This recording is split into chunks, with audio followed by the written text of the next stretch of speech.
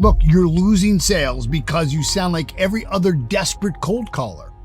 You've memorized the pitch, but the truth is you can't fake confidence, and that makes a decision maker stay on the line, is your confidence. See, until you learn to lead the call with certainty, absolute certainty, you'll keep getting ghosted, rejected, and left chasing for the sales scraps. And I'm going to show you how to fix that right now.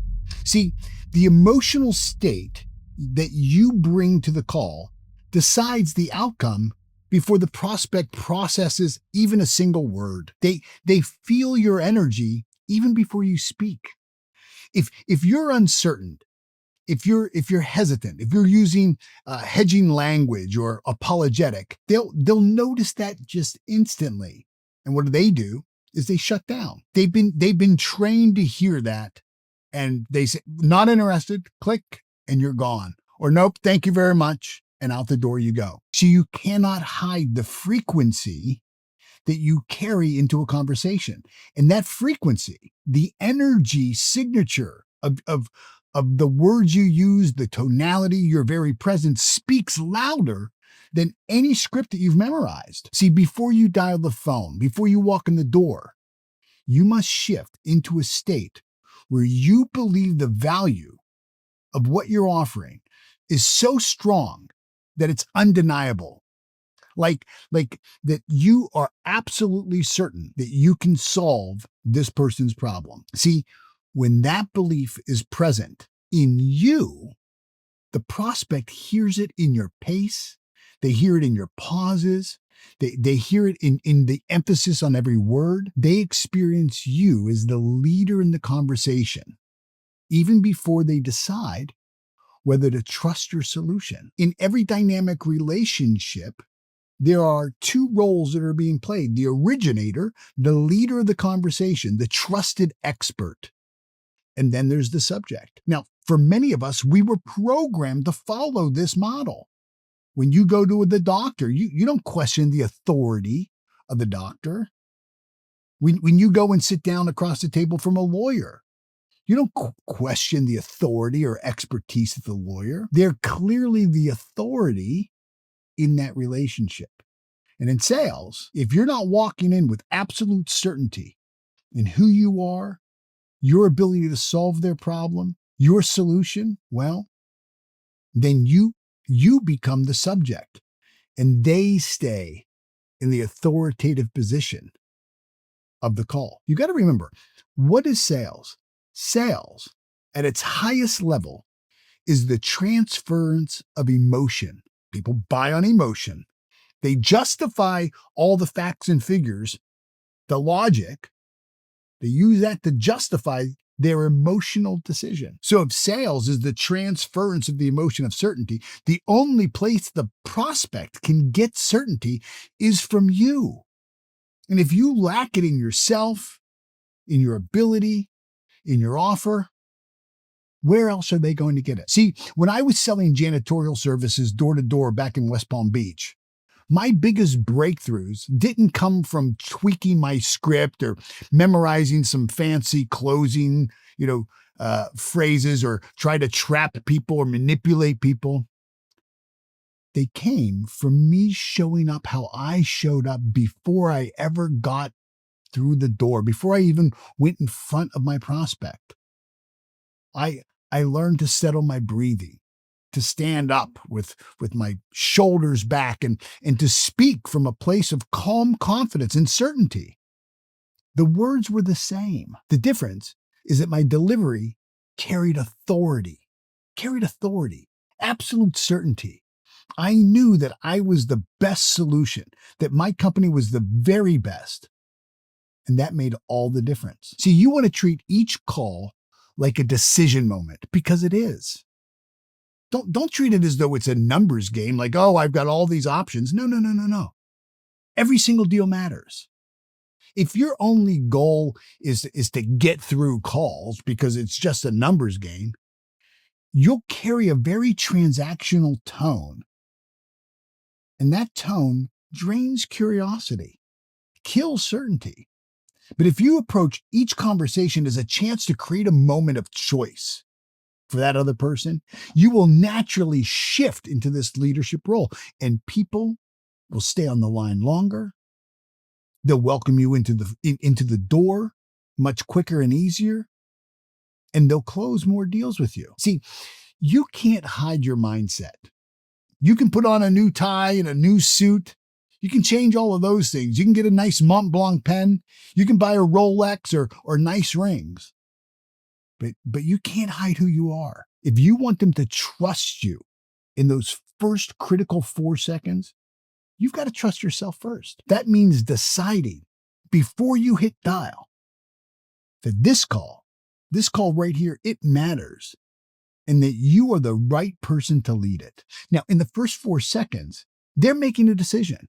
And that decision is do they trust you as the leader and authority for this conversation? Or are you just a waste of their time? Are you just a nuisance? And that judgment is almost entirely based on how you start. And believe me, they can make that judgment in 4 seconds. Every word, every pause, every inflection, those first few seconds of communication really matter. Whether they're asking themselves, is this someone that I want to listen to? Is this worth my time?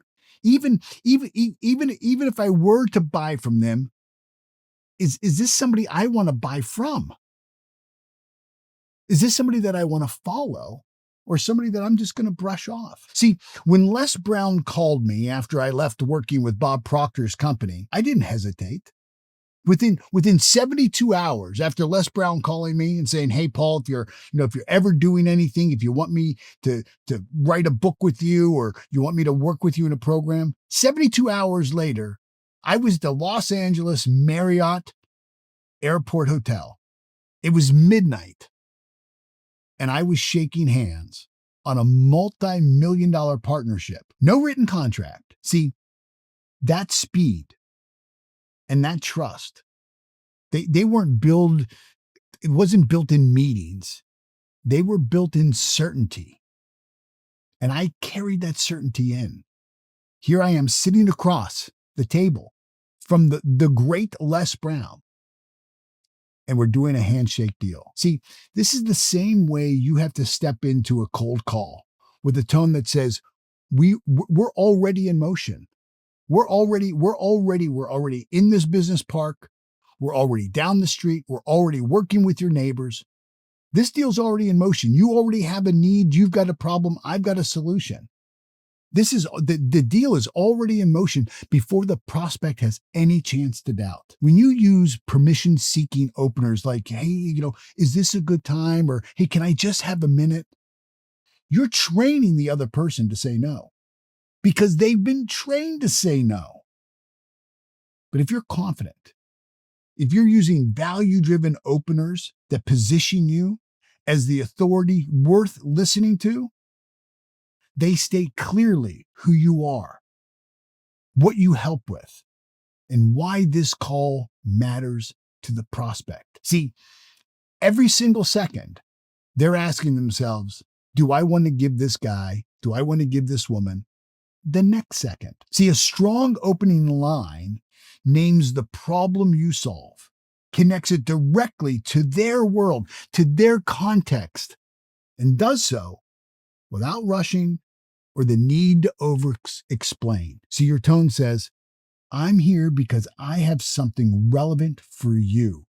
I'm not hoping that you've got the problem that I solve. I'm not hoping that you're going to give me a chance. See, rapport isn't know, like, and trust. It's authority. It comes from leadership. It comes from big talk, not small talk. In a cold call, credibility comes first. Casual connection can come later. So many people miss this because they think rapport is commonality. You have a dog. Oh, I have a dog. Oh, I noticed you have a Mercedes. My dad had a Mercedes. There's plenty of time to find commonality later. The fastest way to build rapport is to demonstrate that you understand their world. that you've seen the problem that they face. You know what it's costing them, and that you've navigated those challenges successfully for multiple of other people. Your first sentence should make them lean in, not reach for the hang up. You want to speak with rhythm. There's no need for you to rush. There's a calm tone on the call. A calm tone calms the call. And remember, the next time you dial, don't just say, what you'll say. Decide who you'll be. Don't decide about, what am I going to say, what I'm going to say. That's great. I understand. You want to get your language pattern, your script right. But first, you want to say, who am I? Who am I going to be on this call? Am I going to be the expert? Am I going to be the authority? Let me give you some just examples of strong openers. Hey, Sarah, this is Paul with Apex Software. We help finance teams cut their month-end reporting time in half. I just reviewed how companies in your space are handling compliance updates, and I saw something you'll want to know. Here's another one. Hey, Mark, this is Paul with Clean Edge. We work with property managers here in West Palm Beach to reduce tenant complaints by keeping common areas spotless. I wanted to show you what we've done for 3 other buildings right there in your neighborhood. Here's the third. Hey, Lisa, this is Paul with Guardian Financial. We specialize in helping small business owners lock in tax savings before year end. Now, look, I just finished work with a client in your industry who freed up over $40,000 in cash flow. I think you're going to see the same opportunity. See, I'm saying this with absolute certainty. My time is valuable. Their time is valuable. I'm giving them the context of their world. I'm building social proof.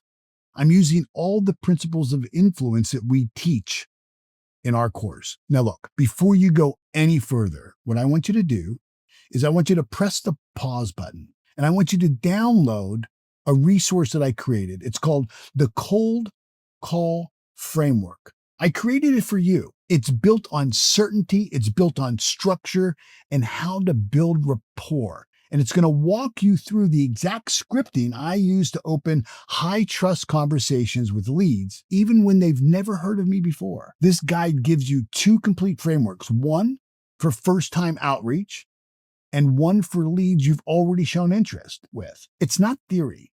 These are exact word-for-word language patterns that I've used to book executive-level meetings and get past gatekeepers, 99% of which kill salespeople. Look, if you've ever felt like your cold calls are too rushed, too generic, too easy to dismiss, or if you're approaching this like this is the numbers game, this is going to show you a much better way, a more confident way, a more effective way. Now, the link is in the description right below the video. So go download the Cold Call Framework now and let it become the script that you feel certain using, not just one that you've memorized. Then come back, because what I'm about to teach you next will shift how you handle the rest of that call. See, once you've earned their attention, your primary job now is to go deep, not wide. And you do this by asking questions that make them think differently about their current challenges, questions that interrupt their default thinking and force them to look at the gap between where they are and where they want to be. See, curiosity is sustained when you introduce perspectives that make a cost of inaction feel bigger than the risk of continuing with you. See, if they see staying safe as the safe option, like, hey, look, better the devil we know than the devil we don't, or, right now we're just, we like things just the way they are. If that's an option to them, they're going to disengage. See, your role is to move them off that dime, is to help them see that doing nothing carries its own cost, one that they can't afford to ignore. Using another principle of influence called contrast, the contrast principle, you can make the gap between their current situation and your solution so clear that choosing not to move forward feels illogical It feels like they're missing out. And you show them what's at stake if they stay where they are. There is no such thing as inertia. You are either moving forward or backwards. And you want them to move forward. And you want to show them what can become possible if they make the shift with your help. You don't want to flood them with information. That's not going to move them. Remember, this is all about creating emotion. And that primary emotion is certainty. See, the human brain can only process so much at once. And oversharing all the details and all the information can cause them to retreat. You can overwhelm them. Remember, there's 4 different personalities. There is only one personality type of the 4 that has any interest in details. The other 3, the more details you give them, the worse it is. You want to share just enough proof or just enough results to make the next conversation feel very natural, even inevitable as a next step. See, objections aren't roadblocks. They're not even justified reasons why somebody, doesn't want to do business with you. All objections are a smokescreen for a person's uncertainty. When they say, I want to think about it, what they're saying is, I'm just not certain enough to do this right now. When they're hedging on the price, they're saying, I'm not certain on the value. When they're saying, I need to check with the board or my manager, they're uncertain whether they should stick their neck out and make this decision with you. They're not 100% certain that you're really worth the risk of doing business with. See, objections, if handled right, they're actually signs of engagement. The first one is your opportunity to show that you can handle resistance without losing certainty. See, how you respond in those moments tell more about you than your entire pitch does. When they push back on price or timing or need, your response decides whether they see you as a partner or a pusher. If you defend and justify, you sound like you're trying to win an argument, trying to convince them. And, I'm convinced of one thing, and that is you can't convince anybody of anything. And even if you're lucky enough to convince them of something, after they make the decision, you're going to have to continue to convince them. See, if you acknowledge the objection and then reframe, what you do is you position yourself as someone who understands the challenge and can lead them through it. Look, Jim, I completely get it. When I'm making decisions like this, I want to run this by my wife, Holly, as well. Let me ask you this. Do you like the idea? Do you see how the solution will work? Jim says, yes, exactly. And here's boom. Now I'm going to move them through. See, the law of relativity, the law of comparison is here. Like the room I'm in right now, is it big or small? The room you're in right now, is it big or small? Well, it really just is. It's big compared to what? Or it's small compared to what? So if you reframe the size of the investment or the scope of change by comparing it to something they already consider reasonable, if they're worried about spending $50,000, you might show them how they're already losing $75,000 annually by not solving the problem. You're always staying calm. You're staying certain under the pressure. And that demonstrates your authority, your expertise, and your leadership. Trust me, prospects buy from those who remain steady when they're challenged. Because what it does is it signals how you can handle pressure and that you're not going to crumble when the stakes are high. Every objection really is this invitation to reestablish value. Not to signal retreat or to, combat them. See it as your chance to remind them why the conversation matters. Use it as a tool to realign them with the problem. Look, I absolutely understand that, you want to talk to your wife about the pest control, but let me ask you this. Your wife hates the ants in the house, doesn't she? I mean, she's fed up with, running to the car hoping that the wasps don't get her. Right? And you use this to help them envision the payoff of moving forward. Jim, I'm 100% certain. I've never had a wife chase me down the road and say, why did you remove the ants from my house? Or, why did you sell us the pest control that got rid of the wasp nest? See, allow them the space to see the problem, to make it relative in their world, and to envision a payoff for moving forward with you. See, when you're going for the close isn't some part of a script. It's not just lines in a script. The close, if done right, is a very natural result of a conversation where you've led with authority from start to finish. If you've done your job right, the close feels like it's a very logical next step. Like, is there any reason why we wouldn't move forward today? Are you open to the consideration of us getting started right now? This isn't some very risky leap. See, prospects decide emotionally first. They make decisions. We all do. We are emotional creatures. So the first decision is an emotional one. So you have to be attuned to the moment that they're ready. And that readiness often shows up as very subtle cues. Their tone softens. They start talking about when instead of if, or they begin picturing themselves using your solution. See, assumptive language shifts the energy from selling to partnering and collaborating. Saying, hey, look, let's get this next step on the calendar now. That feels collaborative. While, would you like to move forward? Puts all the energy back onto their hands. All the weight of this decision is on them.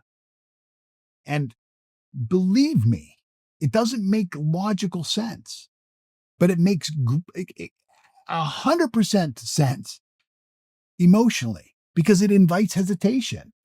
That's a lot of responsibility for them. See, ending a call with that same level of certainty that you began with leaves the door open for the next opportunity with them. Even if today's answer is no, if you drop your energy at the end, you leave them with doubt. See, when your words, when your tone of voice, when your presence aligns, you create a very lasting impression. And that impression is what carries into every follow-up call, every email, every referral conversation that might happen when you're not in that room. See, cold calling isn't a numbers game. It's a leadership game. Every dial is your chance to step into the role of the originator, to project absolute certainty, and to hold the space for a decision that changes the prospect's world. And you've got to believe that. See, I believe that when somebody buys our sales program, we will change their life. Because I know if somebody will do what we show them to do, the way we show them to do, I know that their results will increase. And I've never seen somebody's life not changed with additional money and not changed for the better. Everybody says, money can't buy you happiness. Well, guess what? Everybody wants to find out for themselves. You want to show up in a way that you'll never sound like every other salesperson again. Now, look, before we finish, go ahead right now. Go and click on the link in the description to download the free cold call framework if you haven't already. This is the tool that will help you open stronger, build faster and deeper rapport, and to lead with confidence from that very first word. And once you've got that in place, the next step is to build the mindset that sustains it. So I'm going to ask you to watch my next video, 40 Brutal Truths That I Wish I Knew When I Was in My 20s. Because here's the truth. If you're still trying to sell at a high level while holding on to low-level beliefs, you will always hit the ceiling. You never outperform your own self-belief. Never. It's why people get stuck at a $50 or $60 or $100,000 a year income. They get to one certain level and that's it because they don't believe that they can get to 250. A person earning $100,000 a year isn't earning $100,000 a year because they won $100,000 a year.